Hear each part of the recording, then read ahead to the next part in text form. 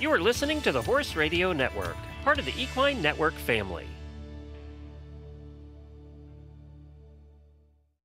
I think something that was really interesting, I've been thinking a lot about as things have calmed down is we were there for a long time, meaning like at the show facility, and everyone only had one horse. And so we're in a place longer than we ever are, and everyone only has one horse.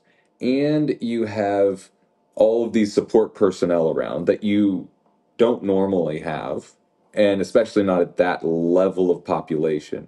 And everyone was so focused, not just the US team, but every team and every rider. It was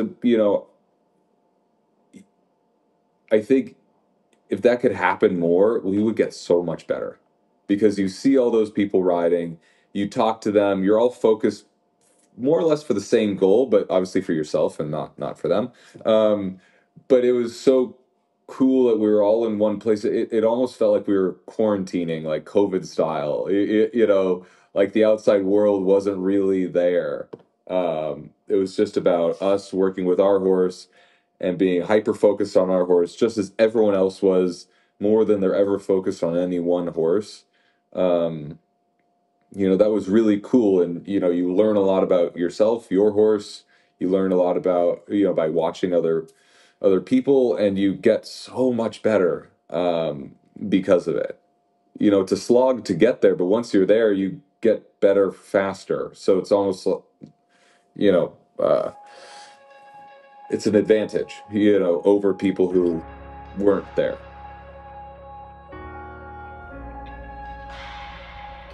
Welcome to the Practical Horseman podcast, featuring conversations with respected riders, industry leaders, and horse care experts. The show is co-hosted by Practical Horseman editors, and our goal is to inform, educate, and inspire. I'm Alana Harrison, and this week's episode is with Olympic show jumper Karl Cook.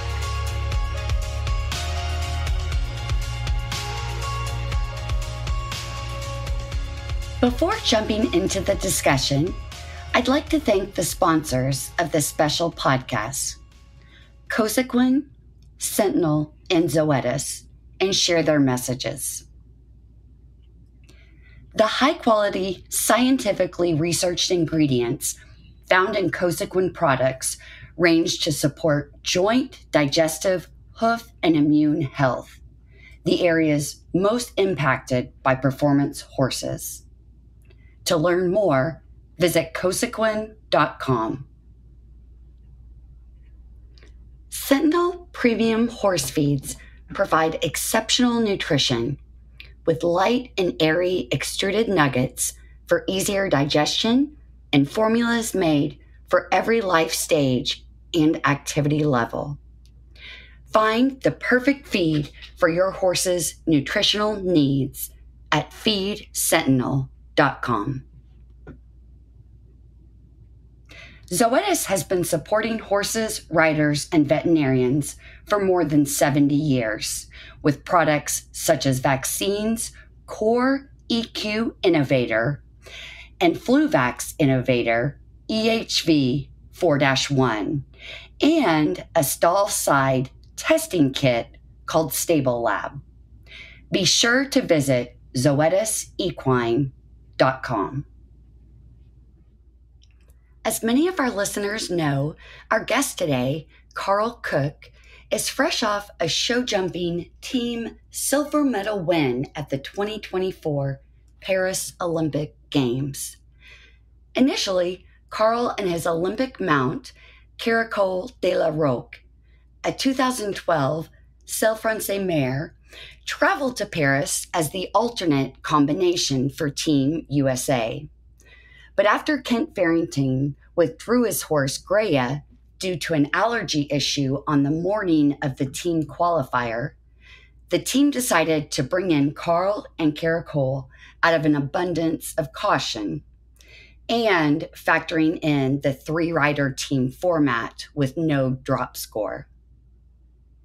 For his part, Karl and the feisty bay mare had a stellar Olympic debut. He and Caracole were the sole U.S. combination to collect 2 clear rounds in team competition, unequivocally helping the team clinch silver. Karl started riding around the age of 8 with his mom and sister, and quickly developed what would be his lifelong passion for horses. After an extremely successful junior and young rider career, he made his Senior Nations Cup debut at Langley, Canada, aboard Tembla in 2016. In 2022, Cook was on the NetJets U.S. jumping team again at Langley, and in 2023, he was on the winning U.S. team at the Nations Cup in San Juan Capistrano. After some growing pains, Karl and Caracole found their stride, winning several Grand Prix and the 2023 American Gold Cup in Traverse City, Michigan. The pair punched their ticket to represent the U.S. in Santiago, Chile for the Pan American Games, which unfortunately didn't turn out to be their best showing. Following Chile, Karl turned his focus to fundamentals and learning more about the quirky mare. He and his team also started utilizing a new tension sensor technology that the innovative horseman developed to provide him with almost immediate feedback on the amount of weight and pressure he's exerting on the reins and into his stirrups during a ride. In the end, Cook designed a prototype that would sync this data to a pair of earphones via an app. The technology offered tonal feedback based on his own unevenness in the saddle. In 2024, Cook and Caracole took second in the prestigious Grand Prix in Wellington, Florida, before being named to the U.S. jumping team shortlist for the Paris Games. The pair went on to win the CSIO 5-star 1.6 meter Rolex Grand Prix of Rome in May. The following month, they were second in the Rolex Grand Prix Ville de la Balle in France. The 34-year-old is based out of his Pomponio Ranch in Southern California, which he owns and operates with his wife, Mackenzie Drazen, and his trainer and mentor, Eric Navat. Eric, who was a team and individual gold medalist at the 1990 World Equestrian Games, moved from his native France in 2013 to become Karl's full-time coach. Regarded as a thoughtful, determined horseman who always puts his horse's health and overall well-being first in all aspects of his program, Karl has earned great respect among his peers and fans alike. Working closely with Eric and French international veterinarian Philippe Benoit every day, the Pomponio team blends classic horsemanship principles with cutting-edge technology to hone their horse-first methods. Their program aims to prevent injuries by focusing on every minute detail of his horse's care and management. That includes collecting and analyzing data on each horse and from a variety of sources. In today's podcast, we talked to Karl about his Olympic debut at the Paris Games and his partnership with Caracole. And we discussed his comprehensive horsemanship program that prioritizes his horse's health and well-being above all else. Hi, Karl. Welcome to the Practical Horseman podcast. We're so excited to talk with you today, and thank you so much for taking the time to chat with us. First off, huge congratulations on your amazing performance this summer at the Paris Olympics and your team's silver medal win. So speaking of the Olympics, of course, Initially, you and Caracole were alternates for the U.S. jumping team and were then called up to be one of the three team riders the morning of the first competition, which was, of course, the team qualifier. Can you tell us what it was like stepping into that role so late in the games? Yeah, I mean, that's obviously what we were preparing for. Um, the job of an alternate is to be ready to go. Um, it, you know, and they tell you before, or at least our team told me that when the last cutoff is. After this, you know, essentially 2 hours and 20 minutes before any event, I can be subbed in. So after that, then I could, then I knew I wasn't going to be showing that day. But I knew that it was possible. It had happened before. Um, and so we were preparing as if we were showing like any normal show. I think that was the right way to do it. And it made it so that if we were called up, we had already done all of our preparation the way we would normally. Uh, Obviously, it was a great opportunity, and we were, so happy to get that opportunity. And then obviously it went well, so that was even better. But just to have the opportunity was, what we wanted the whole time. And kind of along those same lines, Carl, you mentioned in a press conference, I believe it was after the qualifier, about coming to Paris, with that mindset of, I am going to be competing. For those of us who don't compete at such a high level, can you kind of explain a little bit about like, how do you do that from a mental standpoint? Yeah, I mean, everyone is different. Everyone has their own way. And, my way, if you followed perfectly, might not have the same effect for you. So it's not, I think that's the most important thing. But what we did is, it's a lot of variable control. We are trying to make sure that obviously our horse Caracole was in the best form she could be, fitness wise. Make sure run through again that all the two bridles she wears fit correctly. There's no cracks. There's no nothing. Make sure her saddle fits her correctly. Make sure we have new stirrup leathers. Make sure that her shoes, she was using plastic shoes, so making sure that we trimmed her and put the shoes on ideally for her to boost her performance and reduce the risk of injury. You make sure we had all the equipment we needed, make sure we did all of our, flat work and jumping work before, like we would normally. Honestly, it was a lot of basically the same stuff we do anyway. And I think that's really important because yes, we were preparing to go to the Olympics, which is something, people hope for and set as a goal for their lives. And but at the same time, you got to the Olympics by doing things a certain way. So you shouldn't change it just because now you're finally going. Right. Right. Because if you change it, then those are variables that you don't know because you've changed what you do. So a lot of it was just do exactly like we would if we were going to a Nations Cup show or a 5-star. I gotcha. And then, Carl, outside of the mental component, can you talk a little bit about how your partnership developed with Caracole and how you guys prepared from a training standpoint for a competition like the Olympics? Yeah, so I started riding her February of 2023. And for about the first year, the relationship was kind of hot and cold. We would either win by 3 seconds or it really wouldn't work. There was no like, oh shoot, what an unfortunate little rail. You know what I mean? Like that wasn't a thing.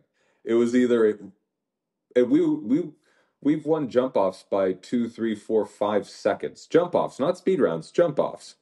So it either was that or it like really didn't work. And that was obviously hard. It's hard when that happens to you at a big championship like the Pan Am's last year, but every time you learned a lot from that. And so we got better each time. I got better. I was able to work with her better. And then ever since, probably week 11 of Florida this year, it's been pretty consistent where we've kind of gotten rid of that hot or cold tendency. Um, and we've been getting more and more consistent. Uh, I understand her a lot better. She understands me a lot better. And, then you could see, like at Rome, we had a great show. And then 2 weeks later, we followed it up with the more or less same performance in Le Bowl. And then after, over a month off, going to the Olympics and, continuing. So I I hope we're in, that's a stable trend now. Because if she feels the same way for our next show that she felt during the Olympics, sweet Nancy, that's going to be something. I love it. I love it. And Carl, is there anything that helps you like shift your mindset for team competition after you have been competing on an individual basis? Yeah, I mean, everyone always talks about how different showing for the team is. And I very much disagree, but also agree with it. The thing that I disagree with is if you get chosen on a team because you have had good results at a particular height, and so similar like going to the Olympics, you should just do your same approach. Doing a Nations Cup is the same thing. If you jump clear in a Grand Prix, jumping clear in a Nations Cup is the same thing. I think what is different that most people don't talk about when they say showing for a Nations Cup is different is actually not the riding, but it's, being in the barn with team members. It's, working with your chef to keep and the other USCF people who are there, to help you and to help organize. Being with, you have the team vet, the team body worker, shoer, doctor, human body worker. So learning how to work in that environment, which is different. I think the showing part is and should be the same. I think people just maybe misconstrue that it's different because you're showing for a team, but a round in the ring is the same, whether you're showing for yourself or you're showing part of a team. Which that definitely makes a lot of sense. I see what you're saying, that there's kind of two I mean, aspects. it's easy for me to say, and that's how I tackle it. But it's can be hard in your head to really put your head in that place. But that's part of what makes you more successful is being able to put your head where you need it to go. And it takes a lot of force sometimes. It takes a lot of will. Um, but if that's what makes you successful, then you got to do it. Right. And Carl, your trainer, Eric Neve, is of course a former Olympian. Did he provide you with any insights going into your first Olympics? Oh, of course. I've been training with him for 12 years, and he's really shaped, pretty much everything that I do now. Um, and he's had a massive impact on my riding. I wouldn't be here without him. But it was so great to have his knowledge and experience through that process because, he's been there. He knows what you're going through, and, he can help. It's not so much about, oh, your hand position's a bit wrong here, or your leg needs to be a bit there. That stuff you do at home. But it's more about, working in that environment, and being able to help focus your brain on the right things. There's so much going on that it can be distracting if you're not able to, control that. Yeah, for sure. And Carl, in a previous interview you did with us, you said that you often perform better when there are higher ramifications for failure. Did that play a role in your performance in Paris? Yeah, of course. And I still do that. I think, one thing that I've been working on this year is, I kind of gotten so good at calming myself down, that, some of the benefits of having nerves were no longer there because I calm myself down so much. So I've actually been working on making myself more nervous, which I know sounds like the opposite, but nerves aren't only a negative. They are a huge positive if you put them in the right place. And so, I definitely, before the first round of the team and the second round of the team, I tried to make myself as nervous as possible and convince myself, that this fence, there's no chance I could jump that or this, or, I was, almost doing the opposite, uh, because, I needed that, feeling to, perform better. That's so funny, but man, if it works for you, where it works for you, right? And I realize, Carl, it's only been about a week, but any major standout memories that you took away from your first Olympics? Yeah, I mean, there's a lot, obviously still digesting. I think one, I mean, there's a lot. Let's see. I think something that was really interesting, I've been thinking a lot about as things have calmed down is we were there for a long time, meaning like at the show facility, and everyone only had one horse. And so we're in a place longer than we ever are, and everyone only has one horse. And you have all of these support personnel around that you don't normally have, and especially not at that level of population. And everyone was so focused, not just the US team, but every team and every rider. It was I think if that could happen more, we would get so much better because you see all those people riding, you talk to them, you're all focused more or less for the same goal, but obviously for yourself and not for them. Um, but it was so cool that we were all in one place. It almost felt like we were quarantining, like COVID style. Like the outside world wasn't really there. It was just about us working with our horse and being hyper focused on our horse, just as everyone else was, more than they're ever focused on any one horse.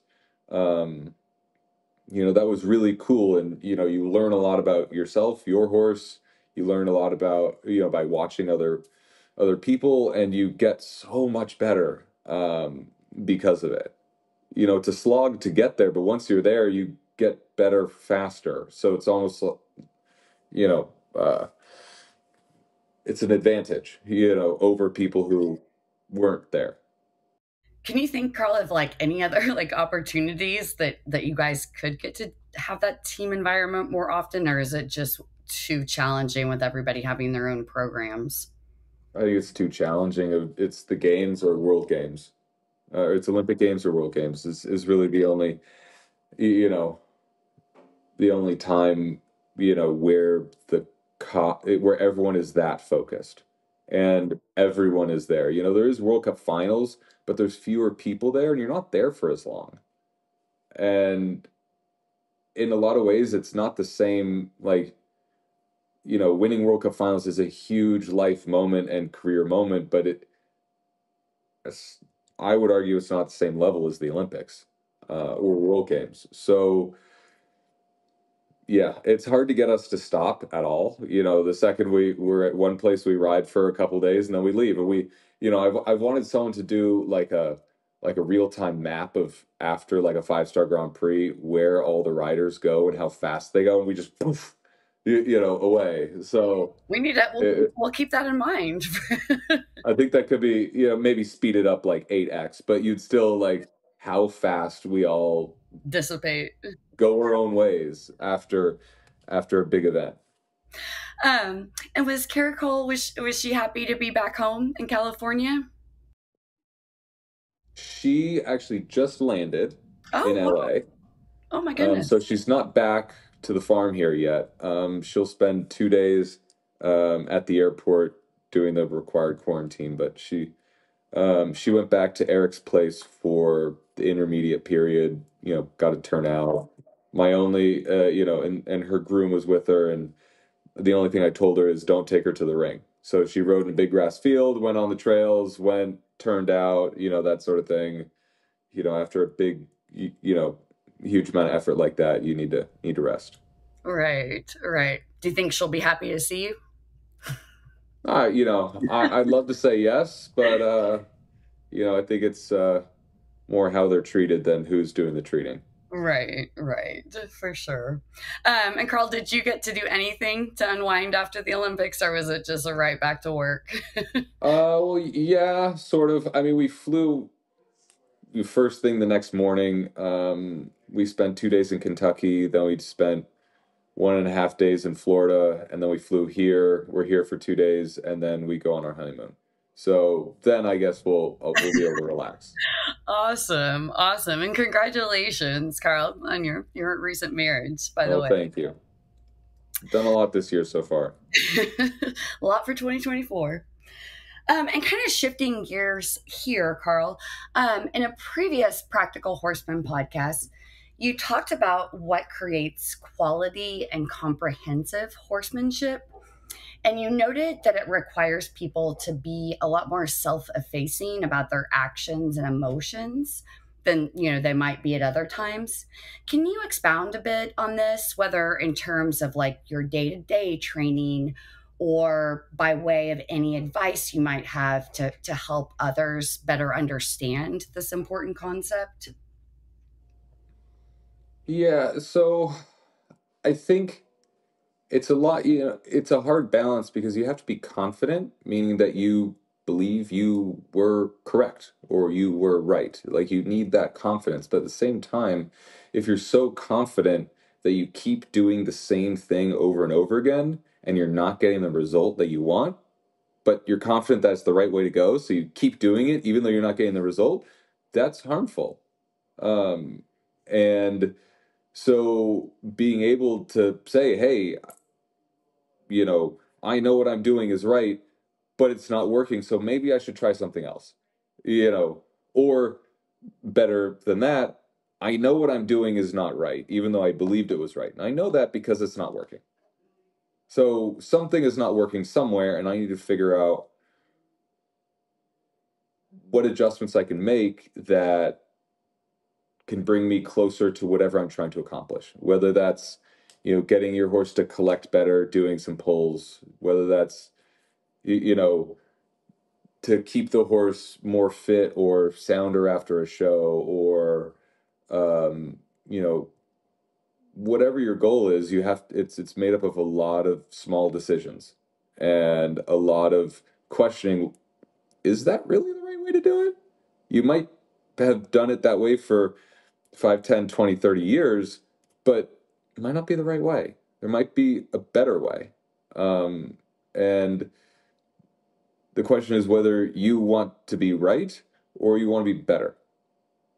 And I don't really care what the right answer is as long as it's what I'm doing and it makes me better. It could be anyone's idea. I just want to be better. I don't want to be right. Right. I think that's such an important concept. And Carl, you are also regarded as quite the innovator in the industry when it comes to assessing your horse's health and well-being. To put it as simply as possible for listeners, we've talked to you before about the tension sensor technology that you've incorporated into your program. Can you talk about anything new or advances that you've discovered in further utilizing this technology? And or talk about, whether or not did it play a significant role in helping Caracole leading up to Paris? Yeah, I mean, I think it played a significant role. I wouldn't have worked so hard to get to this place and spent so much money to develop the technology, honestly, for myself. It wasn't really meant to be a market product. We'll see if it ever does. See if there's enough interest. But I knew that if I could be more accurate with my aids, that would help me. Um, I and I believed that if I had a third party objective way of confirming or denying my inputs, if you will, that would then make me more accurate. Of course, a lot of times it's going to tell me I'm wrong, or it's going to tell me when I think I'm even, I'm not. And that's frustrating, but that's part of getting better. And so that better awareness of, what I'm doing has made me significantly better. Whether I want to be even, it confirms that I'm even, or if I want to be asymmetric, then it confirms that I'm asymmetric. And that immediate feedback loop, objective immediate feedback loop, is critical. We've all had, our trainers will say, you waited too long to pull after landing, and that made you too close to the next fence. Well, how late were you? How late were you in comparison to other stuff? Or if you're training at home and they say you're pulling too much with your right hand, well, were you? Sometimes looks are deceiving. And this is a way to cut through that so that you can train more accurately. You make fewer missteps in your training, and you can ultimately get better faster if you're open to it. That is so fascinating.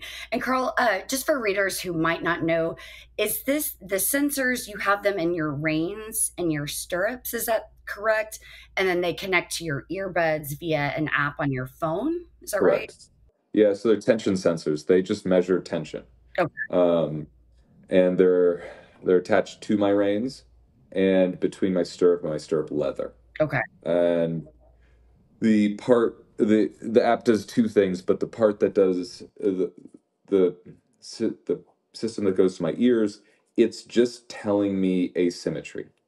So if I'm pulling evenly, but with say 30 pounds of tension in each hand, I will hear no noise. It is, if I pull only with my right rein, I'll hear the tone on my right ear. So it's only asymmetry. It doesn't tell you volume. Okay. It doesn't get louder the more you pull. And same for your stirrups. We also are able to record the data and sync it with video. So it can add more information to, say, your round that you just jumped in the ring. You see your video, and then below is a red line with a bunch of squigglies, and those squigglies are the tension. So you can see, landing from 4 heading to 5, how fast did you sit up? How fast do you start pulling? And you can measure that, to a fraction of a second, small fraction of a second. You can also measure in how fast I was pulling. Was I pulling more with my left rein or my right rein? And you can analyze your rounds way more accurately if you choose. That is so fascinating. And Carl, just for clarification, what does it measure on your stirrups? Tension. Okay, so it's just for tension, like not exactly what position your leg is in. Nope. Okay. No, it is just tension, and it also measures the acceleration of tension. Okay. So, think of if you chop the horse in the mouth with your hand versus pull slowly, you might get to the same amount of tension, but two very different ways. Right. So, it's just tension measured in, it can be pounds, kilograms, stone, whatever weight measure, whatever weight measure you want, it'll give you that. And then obviously the acceleration is just, weight over time. Okay. And I'm assuming, Carl, like you would not be allowed to use this in competition, right? I've showed FEI with it plenty of times. Oh, okay. Because obviously I talk to the chief steward, I show them the sensors, we talk about it. The big thing is, they don't want it to be an aid on course. Okay. And they don't want it, to affect the horse. Where these sensors, they have no wires, they have no lights on them, they have nothing. There's no way for them to, I've been asked, well, if there's a failure in the sensor, can it shock the horse? Like, no, it can't. That's what they're concerned with. And also they're designed to be, the stirrup ones are bigger, but they're very small. So you almost wouldn't notice. A lot of times when I'm showing in them, I'm in the warm-up ring with them and no one notices that there's anything there. Okay. But what about like if you're competing, are you allowed to have your earbuds in? No. Yeah, okay, I didn't think that. So when I compete, I don't put the earbuds in because that's an added aid. Okay. So they wouldn't let me do that. But I can record the data and look at it after the Yeah, fact. That's that's totally really, fine. yeah, I can see how that'd be really helpful because you can still record it and analyze it. Yeah. So, yeah, amazing. And then, Carl, along the innovation lines, we also learned that you recently launched your own line of bits. And yeah, we just would love for you to tell us a little bit about that project and what's going on there. Yeah, I mean, so it's one bit design, and there's some subtle differences between the different ones, a longer shank or a little bit different mouthpiece, but the way the leverage is uh, you know, designed is unique and new. And I designed it a couple years back because I felt I had a hole in the bits that I had, and I have quite extensive collection of bits, but there was nothing that had the characteristics that I needed. Um, and so, like I do when I run into this, as often as I do, I went about trying to solve the problem and find a solution for myself. And that was this bit. I designed it for myself to solve a problem I was having. I've designed a couple other bits with different shanks and whatnot, but they're so their use case is very minute. Where this one has a very wide use case and a very unique function and way that it works that I felt other people would benefit from, because it is the feeling you get from it is unique. It's different, and I think people would benefit from it if they're up to try something new. And Carl, can you talk a little bit about like I know you mentioned there was like a hole that you were like trying to fill, but can you talk a little bit about the function of your design? Yeah, so I it's so the bit is kind of a blend between the good things in a pelham and the good things in a swale. Um, I've never had a feeling I've liked in a pelham. I know they're the most common bit used in show jumping. I know that. But for me, the horses just feel dull. They're there and they have a nice shape and all that, but they're just kind of dull. They're slow. They're not dynamic. It's hard to turn them. And I've tried tons of different pelhams on tons of different horses, and it's never given me the feeling that I want. But what is nice about a pelham is horses are stable. And I think that's why people use them so often is that the horse is stable. But your cost in that stability is that they're dull because of it. So you're giving something up for that stability. I also really love a bit called a swale. It's way less common than a pelham. A lot of people don't even know what a swale is, but it is a fantastic bit that a lot of people should know what it is. It's a great bit, unlike a pelham that you can't get a horse fully light on and they're really stable on. A swale, you can get them really light on, no matter what, shank length or mouthpiece. You can get them really light and they're really dynamic. Now, because of that, it's maybe harder to ride for someone who doesn't have the most accurate use of their hands. But if you do, you can have unbelievable results with it. The problem is because they're so dynamic, when you're jumping a horse, the last 2 to 3 strides, horses like to kind of put weight on the bit a little bit, and they love to do that with a pelham. But with a swale, because it works so well, they kind of will pop off the bit on the last few strides before the jump, which is not fun, and it puts their body in not the right shape. They don't jump as good. They don't land well. They don't, it's not that effective. Some horses go great in a swale, but I've found for me personally, most of the time they're much better on the flat with a swale than jumping. So I wanted a bit that had the stability of a pelham, but was dynamic like a swale. So the design basically blended the good parts of the the part of the pelham that creates the stability and the part of the swale that adds the dynamics into one bit. So you don't have that dull, numb effect that you have on a pelham, and you don't have that really, crazy light effect that you have with a swale. Right. That is fascinating. Yeah. Thank you so much for sharing that. And Carl, you mentioned in, I believe it's our previous podcast that we did with you, that horses really show us who we are. Is there anything that comes to mind about horses or a specific horse who maybe taught you something you might not have known about yourself before?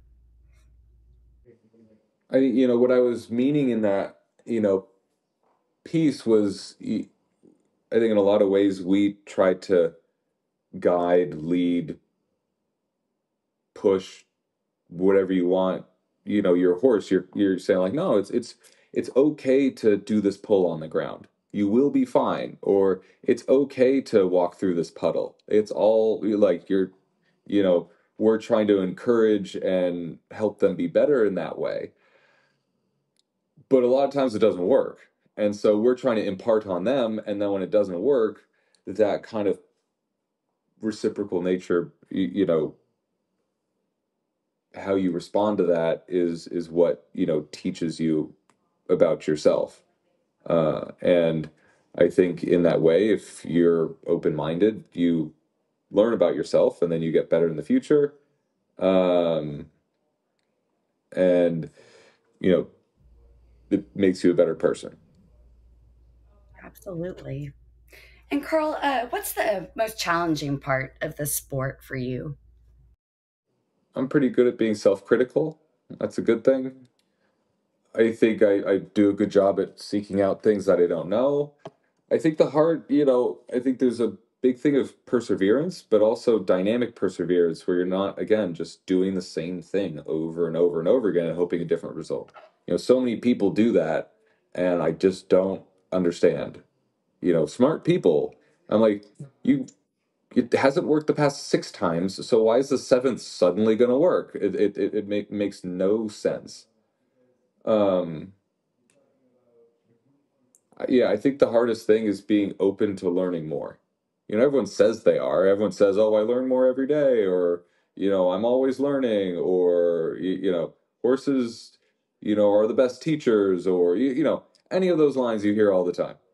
But if you look at their actions, they're very much not following that. And so I think that's probably the hardest thing.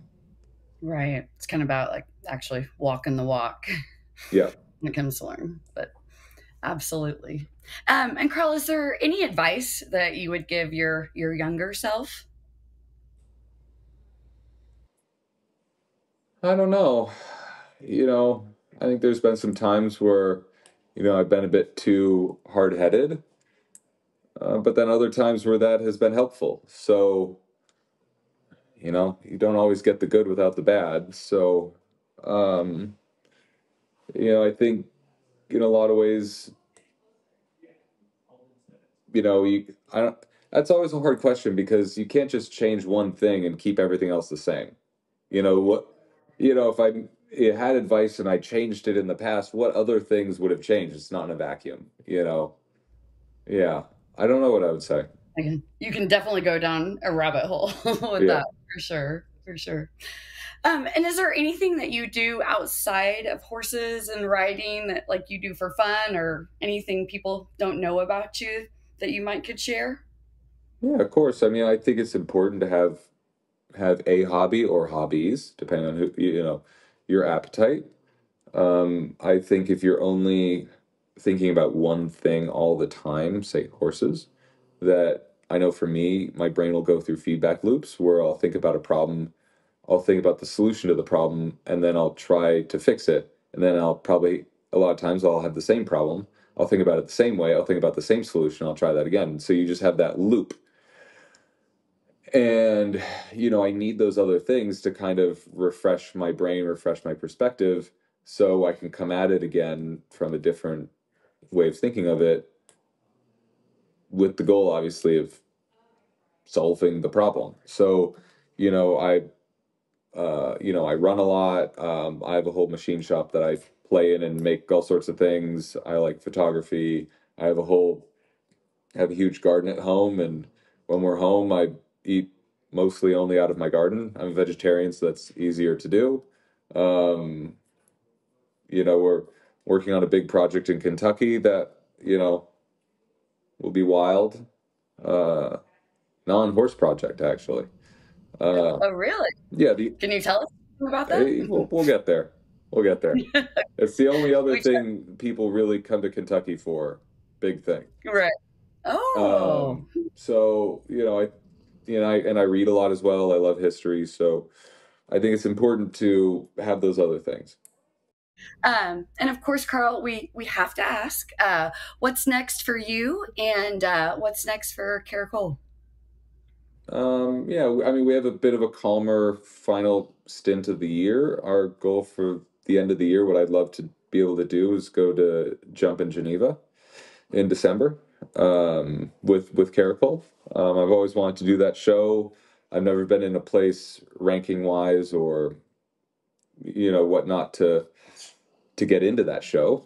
But I think this year I have a shot. So we're kind of plan the rest of our year around that goal for her. And then, of course, we have the other horses, which I'll show, but, large goals, that would be the next goal for Caracole. Absolutely.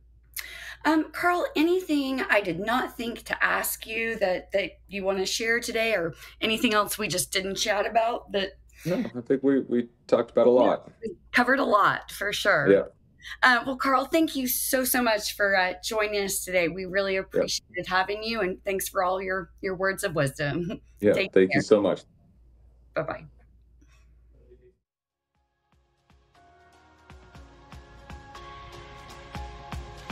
Thank you for listening to this week's conversation with Karl Cook, and a big thank you to the episode sponsors, Cosequin, Sentinel, and Zoetis. You can subscribe to the Practical Horseman podcast on Apple Podcasts, Spotify, Stitcher, or wherever you listen. While you're there, please rate and review the show. Thanks again for joining us. I'm Alana Harrison, and you've been listening to the Practical Horseman podcast.